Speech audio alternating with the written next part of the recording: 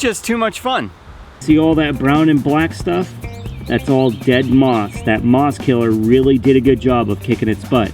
But I wanted to hold off on ripping the rest of it out because I'm going to incorporate that with another step that you should consider in your rehab program: dethatching. But what exactly is thatch, and why should we worry about getting rid of it? In a nutshell, thatch is organic material that sits and builds up on top of the soil. It's usually tightly woven and sits just beneath the top of the grass blades. It's usually made up of leaves, stems, roots, and just other organic material that tends to gather in a yard. A 1/2 inch to 3/4 of an inch of a thatch layer is actually okay. This much can help insulate against temperature extremes and fluctuations in the soil. The other benefits to having thatch in your yard is it can slow water loss. It also will cushion soil and decrease composition, helps improve turf tolerance against foot and mower traffic, just really kind of strengthens it up. The cons to having thatch is it prevents water, fertilizers, or insect and disease control to get down to the soil. It can also block sunlight to the lower portion of the grass blades. It could hold too much moisture, which will allow for disease to set in. It'll cause shallow root development, and it could just create an uneven lawn, which will lead to uneven mowing, which will lead to you scalping the yard. Though thatch is natural, there are some things that could cause it to build up. Over-fertilizing with too much nitrogen can cause a thatch buildup, as well as over-watering or mowing too high, and heavy clay soil, which is what good old Georgia dirt is. Now that we know what thatch is, we have to ask, do I have to dethatch? One of the things that you can do is walk across the lawn. If it's spongy or bouncy under your feet and feels kind of springy, you need to dethatch. Simply examine your lawn. If you can't see the soil, you're most likely looking at thatch and you need to dethatch. If you can't push your finger through the thatch layer, it's too tough, it needs to be thin. You need to dethatch. You can measure. Dig up a small portion of your lawn with a spade shovel like we did in the soil sample video. Measure that, look at the thatch layer directly on top of the soil.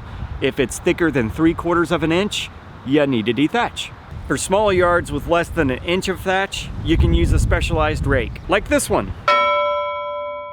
Special thatch rakes like this one will have sharpened tines that will help lift the thatch away from the soil. Manually dethatching like this will also cause less stress on the yard, and all you gotta do is use the same motions as you would with a traditional rake. If you're doing it right, you'll actually feel the thatch lifting up from the soil. Now, if you think you've got more than an inch of thatch and manually doing it isn't your cup of tea, you can go and rent some power equipment. The equipment you're gonna rent is called a Versacutter or a Verticutter or a power rake, similar to what we used in the moss video. These machines have vertical blades or wired tines that are gonna slice into the thatch and lift it up out of the lawn for you. Now, they are heavy and it takes a bit of muscle to maneuver them around, but if that's the route you're gonna go, I believe in you. You can do it. I personally don't feel like spending another 75 bucks to rent a power rake. I already did that for the backyard. So I'm gonna use the thatch rake and do it manually. Cue the montaging music.